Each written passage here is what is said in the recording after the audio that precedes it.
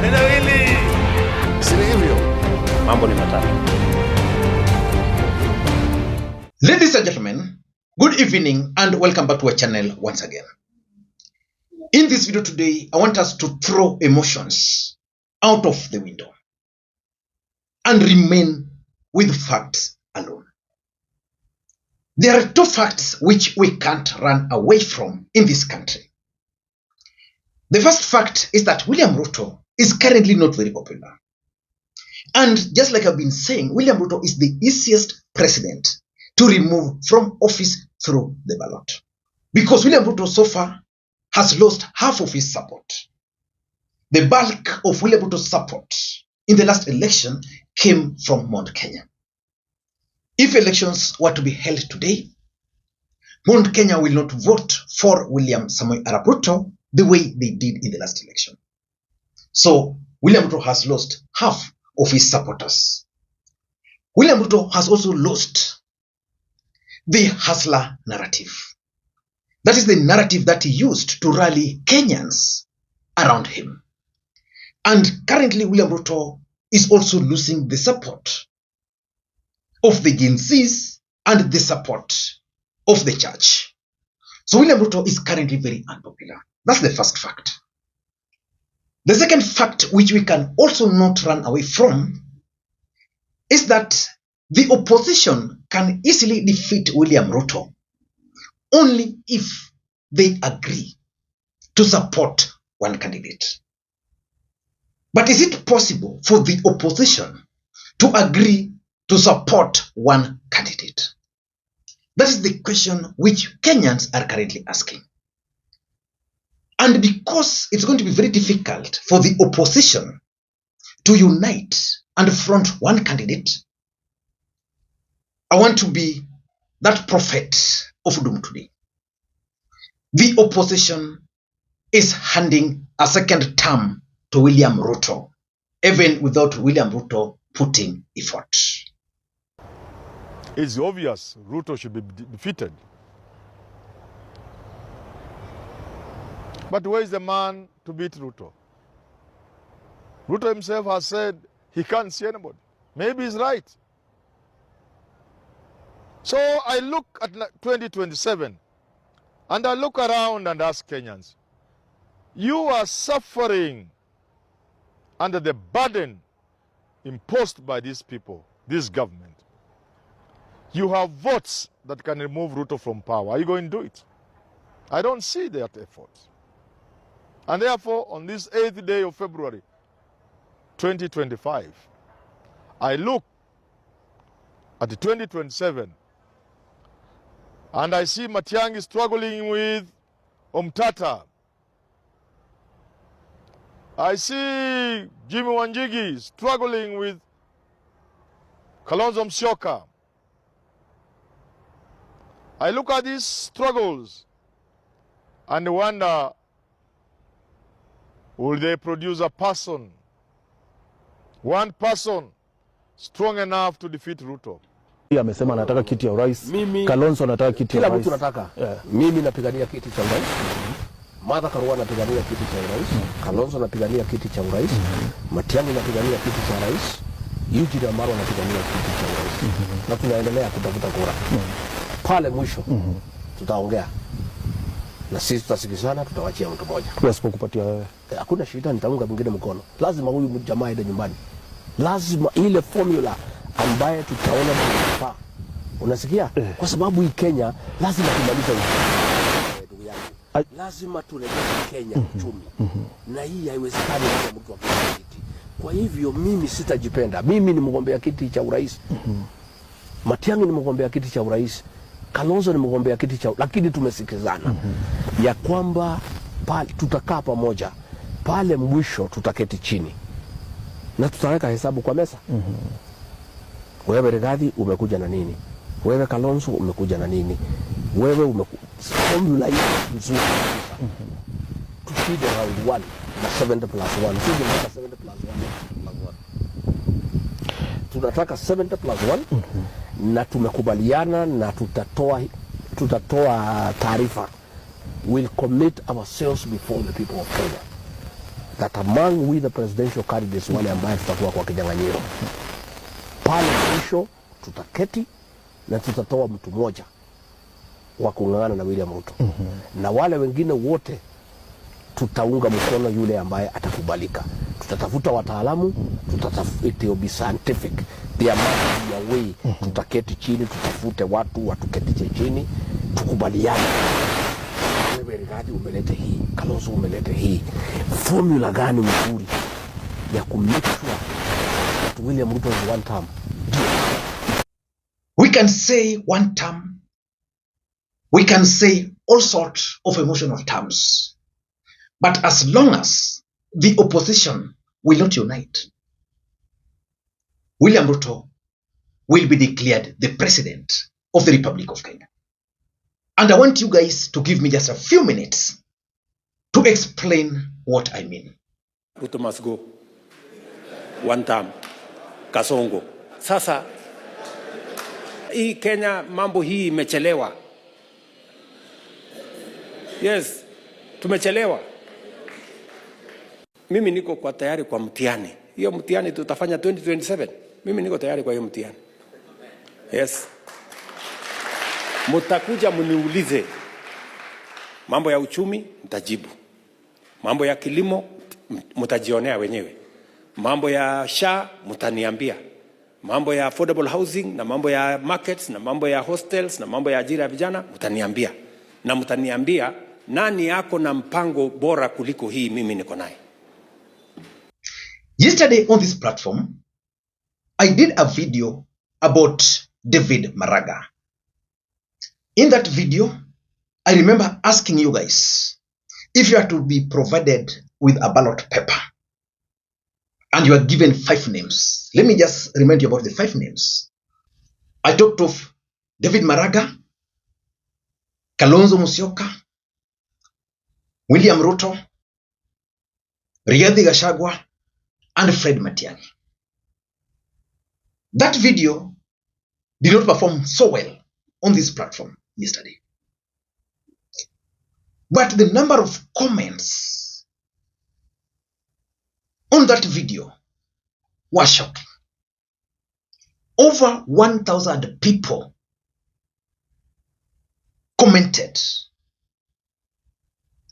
And what shocked me when I went through the comments, most of the people who voted actually picked David Maraga as the preferred presidential candidate.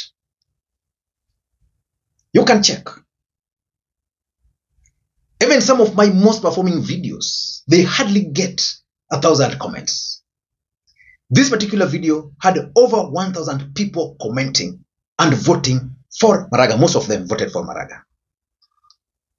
But because politics is a game of numbers, I want to ask you today, if I were to go to your village today and I ask your village mates who they would vote for, do you think Maraga would be at the top? No. Maraga was closely followed by Matiangi, then Kalonzo. And the good news is that from those comments, it was very clear that most voters from Mount Kenya are actually going to either pick Maraga or Matiangi and some Kalonzo. But I asked myself, if on this platform alone, the divide is that huge, how will these people, in my view, defeat William Ruto? Kuhakikisha kwamba tunaungana pamoja kusaidia nchi yetu na kutatua shida tulizo nazo katika nchi ya Kenya. Nyinyi wananchi, nataka kuwauliza kwa ukweli, museme kabisa kwa kauli moja, nyinyi mumetosheka pia na uongozi wa taifa letu kweli? Munafuraha nao? Wameweza kazi ama wameelemewa? Wameweza kazi ama wamelemewa? Tumekuja hapa kwa sababu wamelemewa. Sasa tunasema tunataka kuichukua hiyo kazi, tuwasaidie Wakenya, tuwatumikie nyinyi, tusaidie kutengeneza mambo ya elimu. Because one thing I know is that David Maraga is charting his own political path away from Rigathi Gachagua, Kalonzo Musyoka, and away from Fred Okengo Matiang'i. It means if he's enjoying those support, this other group will also enjoy their share of support. Ladies and gentlemen, I don't want to go further. Let me reveal to you guys why the opposition, in my view, after reading those comments, are actually paving way for William Ruto to be re-elected again. It's going to be like in 1997 and 1992, when Daniel Toroitich Moi was very unpopular. But because the opposition were divided, he still managed to win. Before I do that, for those who are watching this channel for the first time, please take a second or two, click the subscribe button so that next time we produce a video like this, YouTube will automatically notify you. And to the subscribers, I want to continue thanking you guys for your continued support. Because without that support, this channel cannot be where it is. Ladies and gentlemen, without any further ado, allow me to dive in. And I want to go straight why I strongly believe that the opposition in Kenya are actually working day and night to secure second term for William Samoei Arap Ruto. Number one is the winning formation. For the opposition to win in 2027, they must get the winning formation right.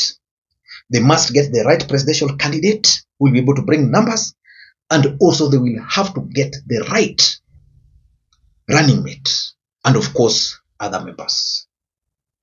Mount Kenya is going to determine this election. In that formation for the opposition, what role will Mount Kenya play? Because I don't even want to rule out the possibility of Rigathi Gachagua himself running for the presidency in 2027.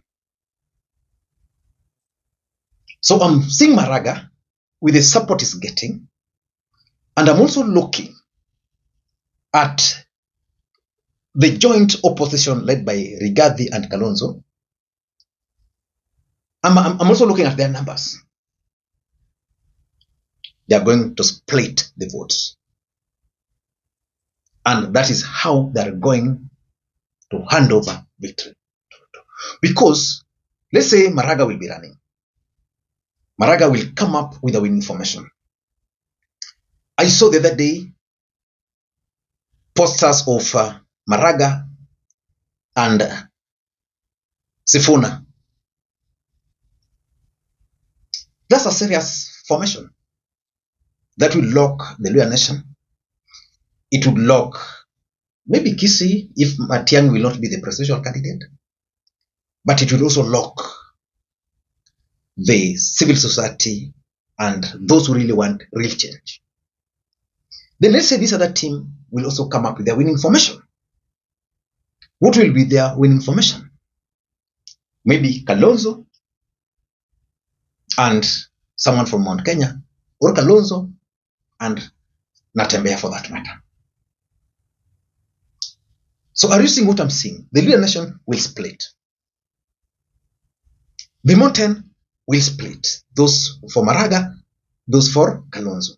I'm assuming Matiangi is not in the picture.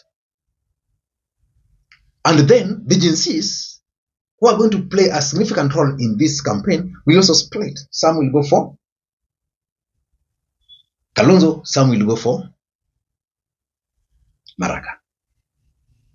So that winning formation will make them hand over victory to Ruto. Number two is the tribal arithmetics.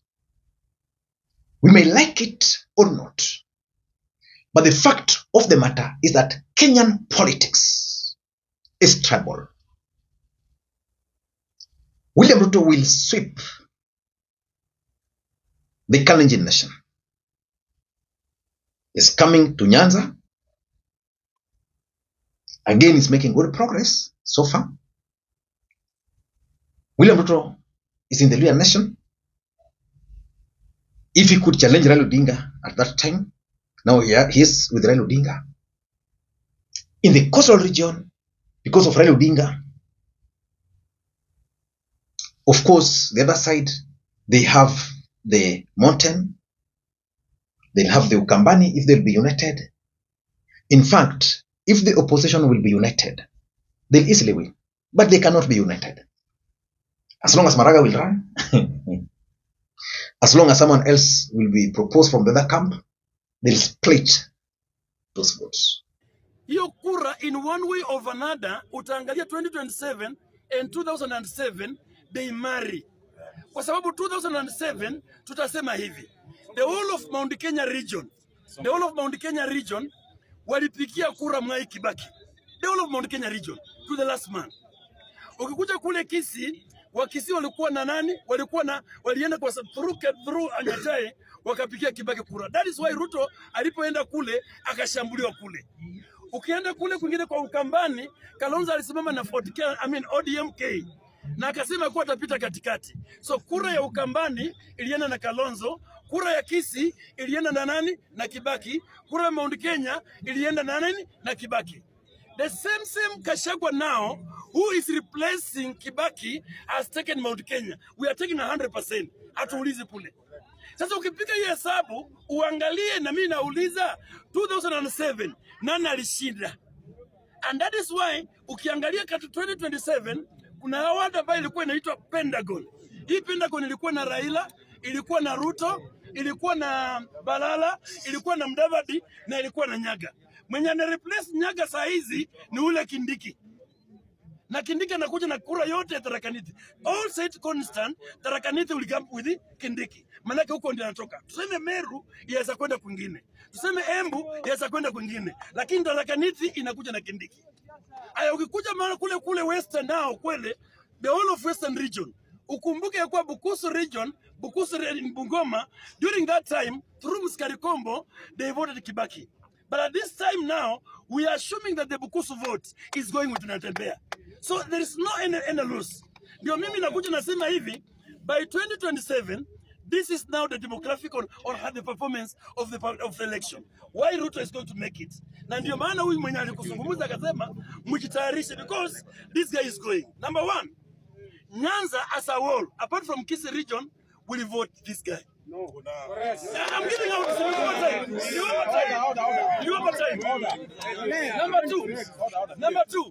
Number two, Western region, let's say that we are assuming that Bungoma County will be out. The remaining assumption is that it's going to what? Ruto. Kule Coast region, anza kutoka kule Tana River, uende Lamu, ukuje Kilifi, uende Mombasa, uende Kwale, uende Taita Taveta. Who is speaking then? Ruto. There is only one person who is speaking through Joe, who has replaced Balala, and that's why I'm saying 100% of Coast region is going to Ruto. Correct. And that is why I'm saying now, for you, unapozungumza hapa, kuwa na facts. So because of those stable arithmetics, they might end up working in favor of William Samoei Arap Ruto. Number 3 is what I want to call stray bullets. Why do I call them stray bullets?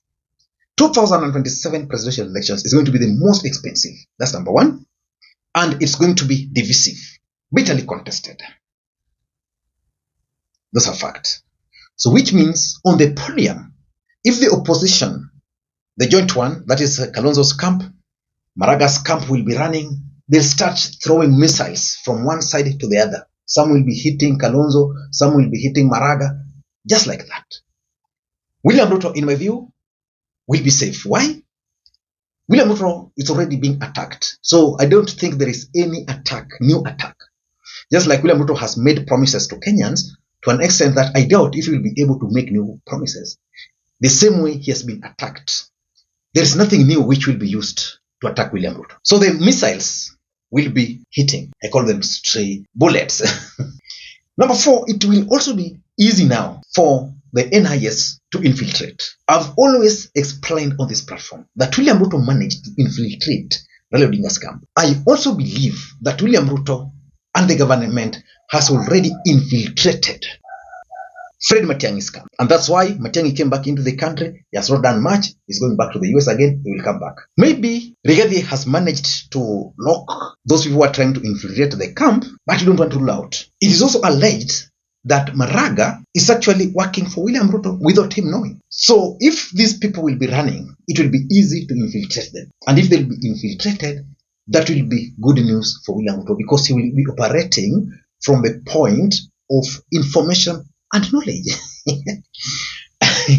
And lastly, and this is very important, most of these parties would want to win seats. So what will happen? Whatever party would want to win several seats in Nairobi. DCP would want to win several seats in Nairobi, for example. If Matiangi will be the presidential candidate, he will also want to win seats in Nairobi and also in Mount Kenya. What's going to happen is that those camps are going to start fighting with them. It happened to Raila Odinga and Azimio, and even in NASA it happened. And that's why Raila Odinga ODM party lost more seats in Nairobi. When, if they had agreed to support joint candidates, probably most of the candidates would have won. And the moment those fights will begin at that inter-coalition level, Ruto will be happy, will be laughing. Ladies and gentlemen, do you think it will be possible for the opposition to unite and front one candidate? And who will be that candidate? If you can answer that question, then William Ruto will be one term. If not, two term. Until next time, this is Makwiny. Bye-bye.